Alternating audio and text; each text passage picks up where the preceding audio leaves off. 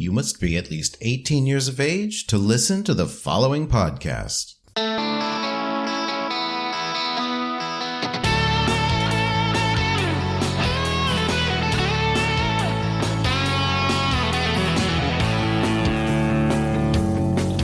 I am Robert Black, and you are listening to Sexual Heroes.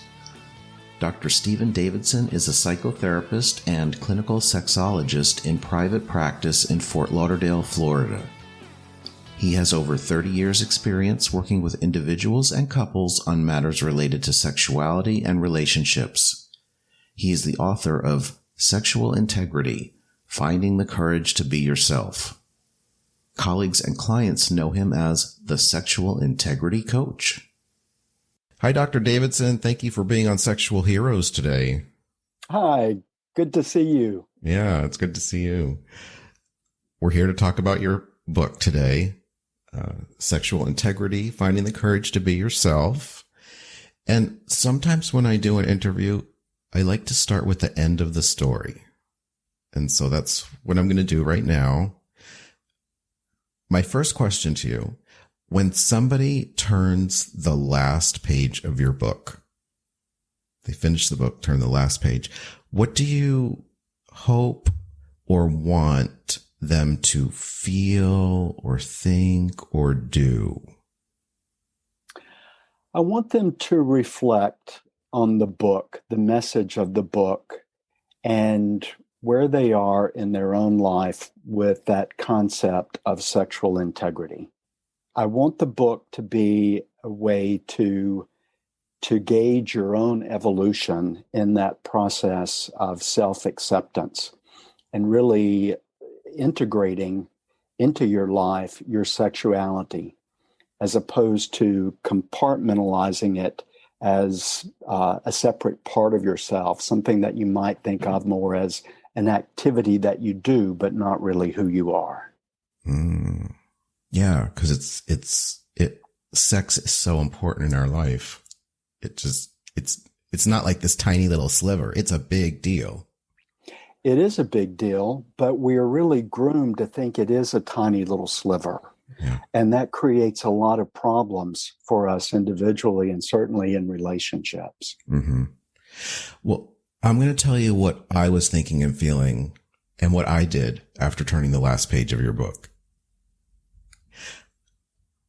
My thought was, if I had read this at 20, it would have changed the trajectory of my life in a good way. And then I thought, if I had read this book at 30, it would have changed the trajectory. If I had read it at 40 or 50, but I read it this year at age 58, and you know what? It's already changed the trajectory of my life. Wow. Thank you so much. That is very affirming to hear that. And I've actually heard statements like that from a lot of people who have read the book. You know, if I could have read that book when I was 20, it would have changed the trajectory of my life. And it's really, I think, kind of ironic that I'm writing a book like that, because I didn't begin my career with the intention of being a sex therapist. It just kind of happened. It evolved. And very early on, I was uncomfortable with the subject of sex. I didn't want to talk to clients about sex, but I kept finding myself in situations working with people who I cared about. I wanted to help them. They had problems related to sexuality, related to their relationships. And it really forced me to get more comfortable with the subject and to go back to school and get more training. Sexuality is not something that's usually dealt with in healthcare. You don't go into your primary care provider's office and they go through their, if you're being assessed for the first time, nobody's going to ask you, so are you happy with your sex life? Right. It's never going to happen, as important as it is to our well-being. And even if you go to your psychiatrists, go see a psychiatrist, they're not going to ask you that. Your therapist isn't going to ask you that. Nobody asks that question. And yet it's so important to our well-being. Well, I talk about that in the book, the fact that I was trained to be a therapist. I was licensed as a therapist, including licensed to diagnose and treat sexual disorders, but I was never required to take a single course in human sexuality. And my school was not unique. That was really the standard. Mm-hmm. It's the standard for med schools, for nursing schools, for psychologists, social workers, that there is not this training in human sexuality. You know, you're going to be out there in the world working with people that have sexual problems, but, you know, we might let you take a biology class or an anatomy class, but we're not going to teach you about sex. When you consider that the DSM, the book used by psychiatrists to diagnose or therapists to diagnose, when you consider it's full of diagnoses, then you wonder, well, why isn't there training to deal with those diagnoses?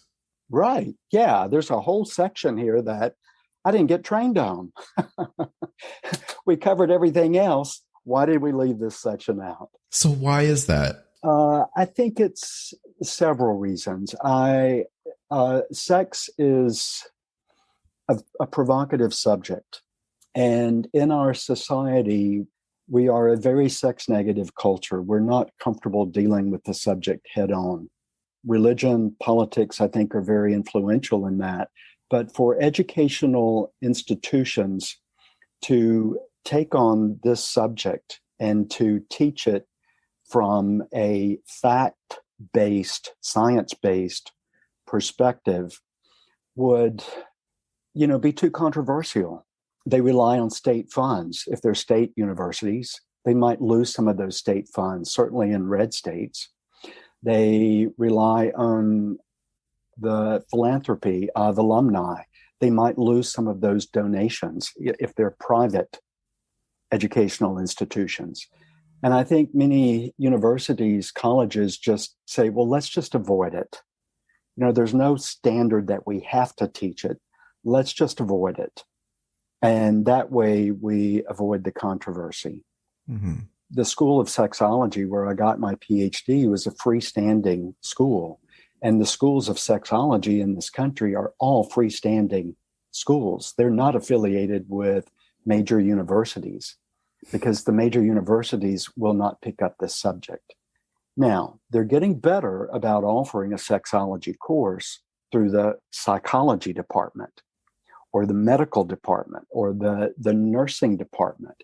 But to get a degree in clinical sexology or human sexuality, very rare in this country.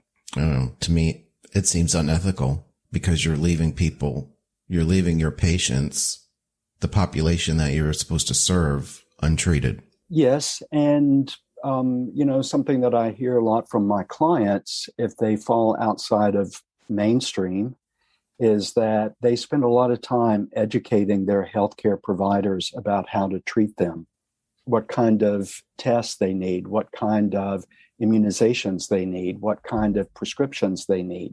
Mm-hmm. I hear repeatedly that a gay male client may talk to his provider about PrEP, his PCP, and want a prescription, and the PCP often doesn't even know that exists. Mm-hmm. PrEP's been around for at least 10 years. The reason that a primary care provider will never ask you about your sex life and if you're happy is because if they ask the question, they have to be prepared to provide an intervention.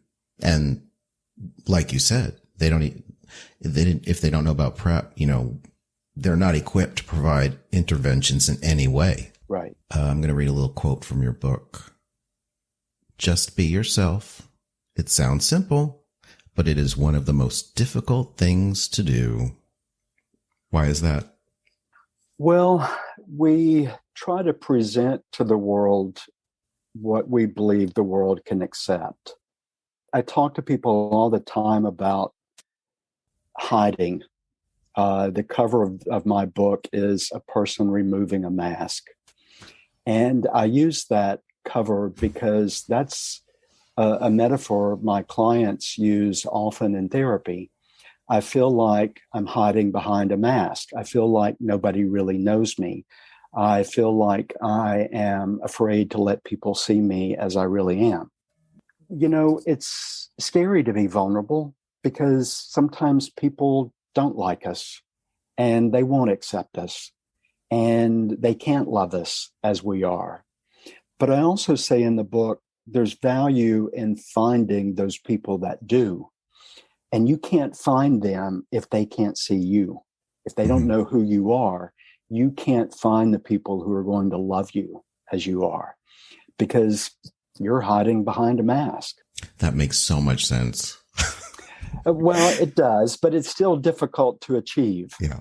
We have to gradually take those risks to let people really know us and see us as we are. Yeah. Your book is just full of little ways to break down concepts and make them just so very simple. When it comes right down to it, I think this is the crux of the book. Just be yourself. And the whole book is about basically just that. So would you say that is basically the definition of sexual integrity? I think that's a real simple way to put it. I have defined it in a lot of different ways. Being authentic, walking your talk, telling your truth, integrating your sexuality into all aspects of your life and your relationships, instead of just thinking of it as an activity that you engage in a few times a week. And for some people, it's not even that often. I know it's scary, isn't it? But yes, it's that simple, to just be yourself, to lean into who you are instead of denying who you are. And that's really what the world kind of grooms us to do, is to deny, to hide, to repress. It's a problem in many relationships with couples. You know, they both enter the relationship wearing the mask, and then one day someone's mask slips and you get a glimpse of another part of who they are. And, well, I didn't know you liked that. I didn't know you were into that. I didn't know you were doing that. And then that person feels deceived. They feel betrayed. And that's the value in being yourself all along, is you're going to meet potential partners who like you the way you are. You're not entering anything from this place of deception. You know, we're basically good people. We don't want to lie and deceive, but usually we lie because we don't trust the other person with the truth. We are afraid it will drive them away. They'll leave us. They'll be hurt. They'll end the relationship. They'll go away. And we don't want that. So we give them a version of ourselves that we think they can accept. I mentioned earlier that the book changed my trajectory. And some people listening to this who know my past may say, well, how is that possible? I mean, you've been doing porn most of your adult life and all kinds of different porn. How could that possibly be? But it was just this past year in doing the podcast has helped me, in addition to listeners who have written and told me about how it's helped them. But it's helped me just having these interviews and in reading your book. One of the ways my trajectory changed is I've come to identify with solo sexuality. I don't call myself solo sexual. I came up with my own term. I call it solo flexible, because my primary enjoyment sexually comes from masturbation or baiting. I'm big in the bait scene right now. My listeners know that. But I do also enjoy, from time to time, having sex with, obviously, other men, BDSM activities. But even in those situations, I prefer to get myself off. So I call it solo flexibility. I like the term. But it's not something I shared really until this past year. I kind of had two personas online. I was keeping my bait persona separate from my main Robert Black persona. And they're all blended together now. And if I may ask, why did you keep that hidden? Because of things that you have said just in this discussion, because there's, I guess, fear about, well, not how my partner's going to respond, but how my audience will respond, how, people see me. Until the past year, really, I don't even think I realized how normal the bait scene is, how normal and big. And yeah. And your book really makes you realize that no matter what your kink is, everybody's got kinks. I mean, just everybody, and all kinds of different kinks. So whatever you've got going, as long as it's not illegal or you're hurting anybody, you're good to go. And there's no reason why you can't share it. Absolutely. And, masturbation is one of the safest and most pleasurable and most efficient expressions of sexuality. And lots of the couples that I work with, gay couples and straight couples, probably spend more time actually in solo sex than sex with a partner. And, it's one of the things that I really try to get couples to talk about is their individual self-pleasure activity, because couples will keep that from each other too. They'll hide, one will hide in the garage, one will masturbate in the shower. Why are you hiding this from each other? Why can't you talk about it in your relationship? Mm-hmm. Why do you get out of bed in the middle of the night to go in the other room and masturbate? Why can't you masturbate right there in bed beside your partner? Maybe your partner will want to join, maybe not. But instead of hiding sexuality and carrying that kind of shame or ambivalence around it, why not just invite it into the house? Let it be a subject that you talk about freely. Well, my partner disclosed in an interview that I did just the other day that he kept his foot fetish to himself until his 40s. And well, I'd like to think that meeting me and being with me helped unlock all that, but he's embraced it now. And he talks about that a little bit in another interview. And sometimes that is what it takes for us to start to own these parts of ourselves that we have disowned. We make the acquaintance of someone who has already done the work, who is a little further advanced than we are with being themselves. And in their presence, we start to feel permission to take some risk, to let them see these parts of ourselves that we have mostly kept hidden from others. Right. So there's a lot of factors that keep people from being themselves. Politics, religion, location. Can you talk about some of these factors and how this storm brews with all these things that get in the way? I say time is a factor. Also, where in the world you grow up and when you grew up there. Because certainly in my lifetime, I've seen lots of changes in the evolution of people becoming more open with the subject of sexuality. We've seen lots of changes in laws. The birth control pill came out in 1960, but in a lot of states in this country, contraception was illegal for married couples. And in many other states, it was definitely illegal for people who were single. So in many states, when the pill came out, there were women who could not take it, could not get a prescription because of the state laws around contraception. It was not until later in the 60s that the laws changed enough so that women could have access to the birth control pill, whether they were single or married. That occurred in my lifetime. And so that's just one example. We tend to think of it as being prohibition around the sodomy laws or around same-sex marriage. But there was a time in this country also when straight people of different racial backgrounds could not marry, could not have a relationship together, that was criminalized. Mm-hmm. And so a lot of that stems from religion, which in turn influences politics. Sexuality is not really celebrated in any religion. The only exception to that may be some of the pagan traditions that celebrate fertility and sexual expression.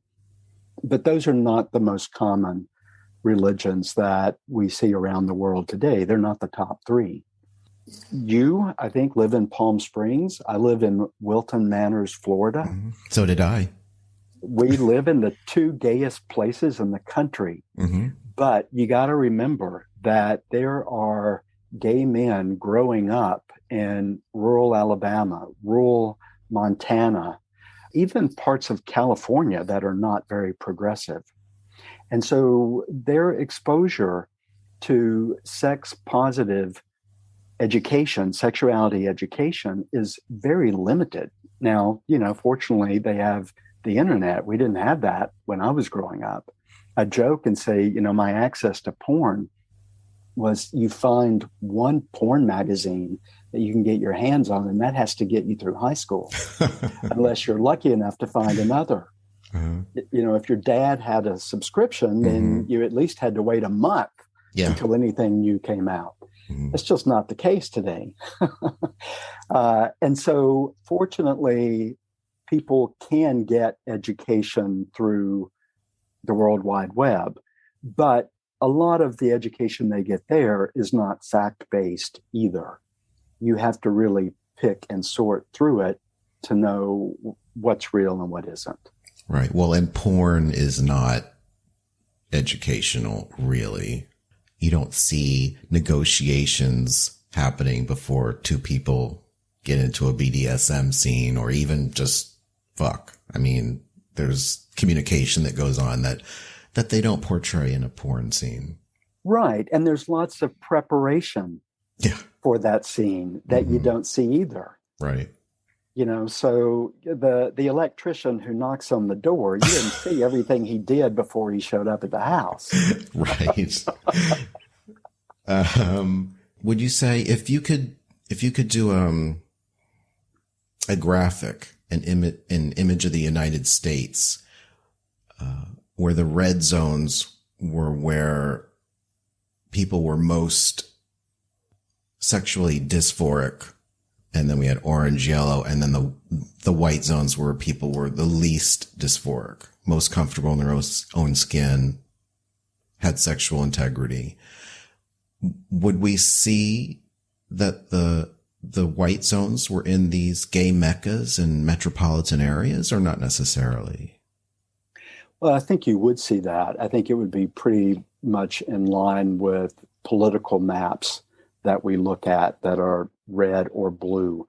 And we also know that rates of HIV continue to be most prominent in those redder areas where there is less sexuality education, where people are most uncomfortable with discussions about sexuality. So people are not comfortable talking to their physicians. They're not talking to their partners. Sex is still very much happening in secrecy. It's very hidden. It's not something that people feel like they can be open and honest about. And so I think that's probably a good reflection also of where in the country people are still very much living in the closet, whatever closet that might be, the gay closet, the kinky closet, the trans closet, the poly closet. There are lots of different closets people come out of, and sometimes we have to come out of many of them. Mm-hmm. Yeah, I've come out of a few myself. Much of my audience is men, perhaps 100%. Heterosexual, bisexual, transgender men. Would you say that there's any one population there that is has more sexual integrity than the other, or one group that has more issues than the other, or is it kind of the same across the board? I think that men in general are pretty similar, regardless of our sexual orientation, in terms of certainly how our bodies work, but our sexual appetites. What we know historically is that men tend to have higher sexual appetites than women. We also know that men are more likely to be diagnosed with what we clinically call a paraphilia. Paraphilias include things like fetishes, or what we casually refer to as kink. Clinically, it's a paraphilia. And so we know that men, more than women, are inclined toward kinky thoughts, kinky behavior, fetishes. That tends to be true across cultures. And so that's some ways that men are different from women. I think some ways gay men are different from straight men is that straight men don't really have to spend a lot of time in life contemplating their sexual orientation, because when they look around the world, they mostly see reflections of themselves. Gay men, on the other hand, real early in life are aware that we seem a little different from straight men. And we spend more time thinking about that. We spend more time contemplating our sexuality, asking ourselves these difficult questions about sex. Whereas straight men are given a prototype. And it's not a good prototype. It often does not work for straight men, but it is the benchmark they aim for. Mm-hmm. And that's more of the monogamous, heteronormative, heterosexual expression that we tend to see among straight couples. Straight men probably have more challenges accepting themselves in adulthood, whereas gay men have spent a lot of time already thinking about it. And among our culture of gay, bisexual, trans men, we're already more tolerant of diversity. We tend to be pretty accepting of each other in ways that straight men have difficulty accepting diversity. And I'm generalizing here. That's not true of all straight men, but it's been my work with straight men that is most challenging sometimes to get them over the hump to self-acceptance. Straight men, their sexuality is reinforced as they grow up. They don't have to deal with what gay guys have to deal with. Very simple, easy to understand. And it's kind of changing for gay men with, in movies and television, we're getting more and more, role models or images of what we can be like, open. And then we have someone like Pete Buttigieg in politics.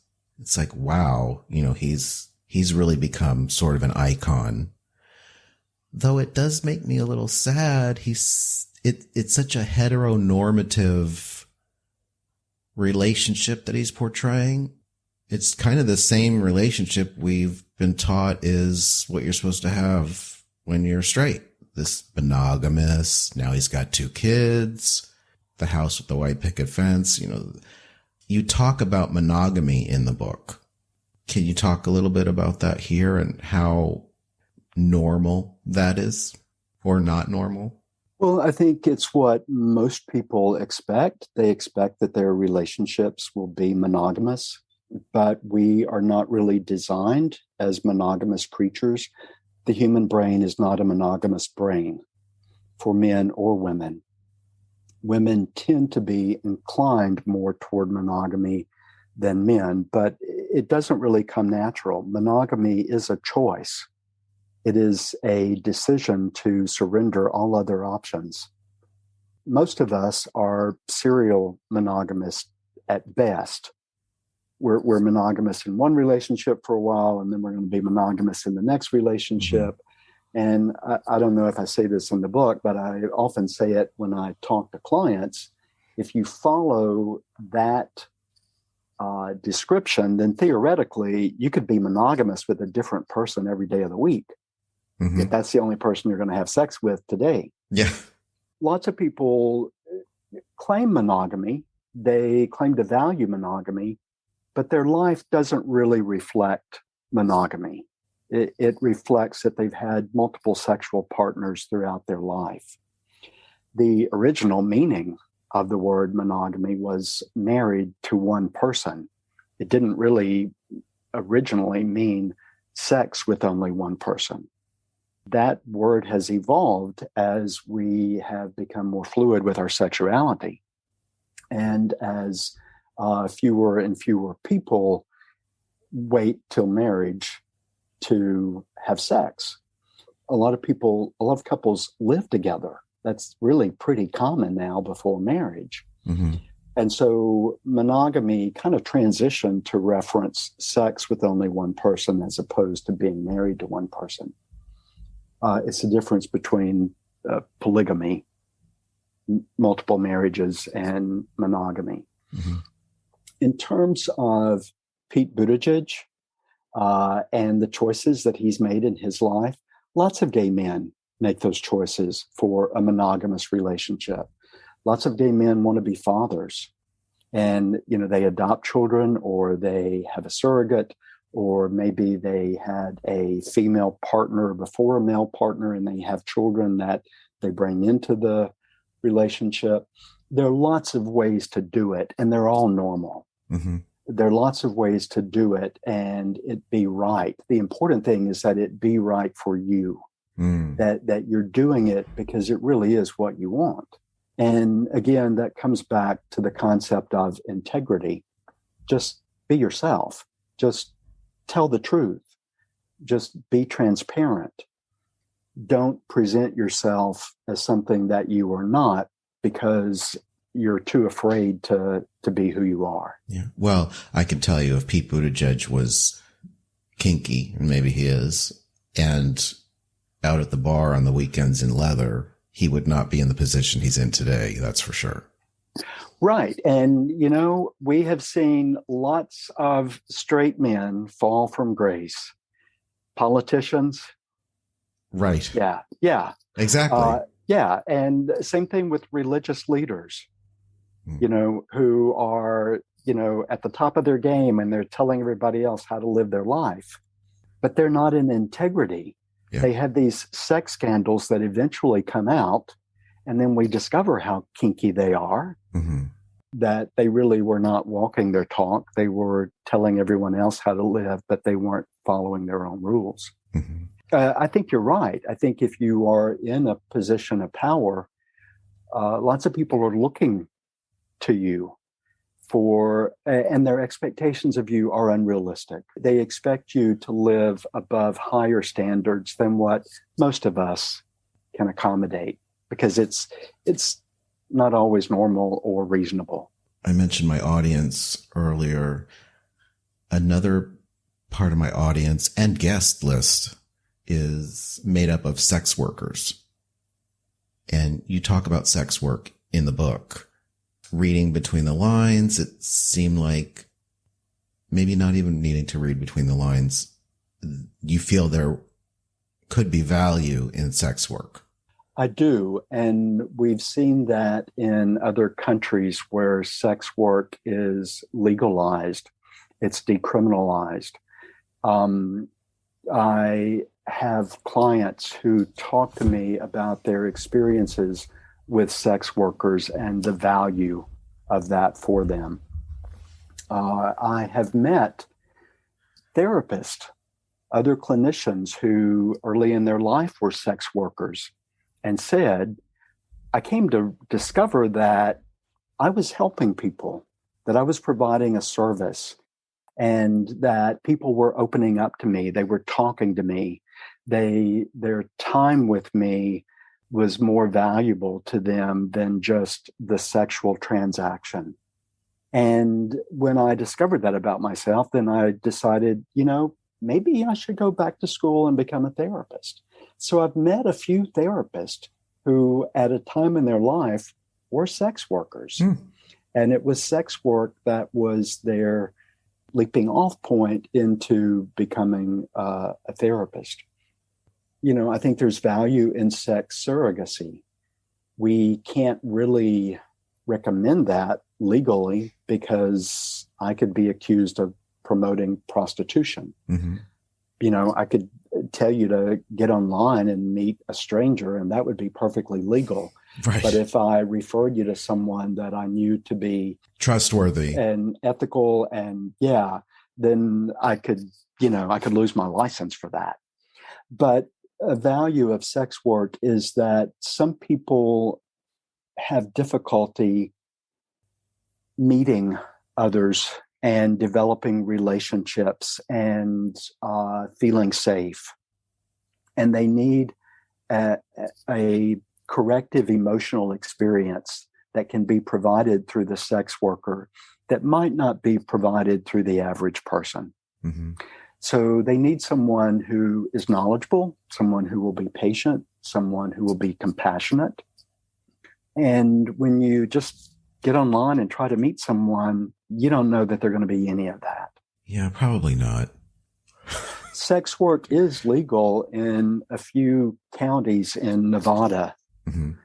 And at other times in this country, it's been legal pretty much all over the country, at other times in our American history. But that's certainly not the case now. If you were going to design a workshop for sex workers and you were going to create a few learning objectives in this workshop to help them ensure that their work was therapeutic, any objectives come to mind, things that you would want them to be able to do, or things that you would like them to know when they left that workshop?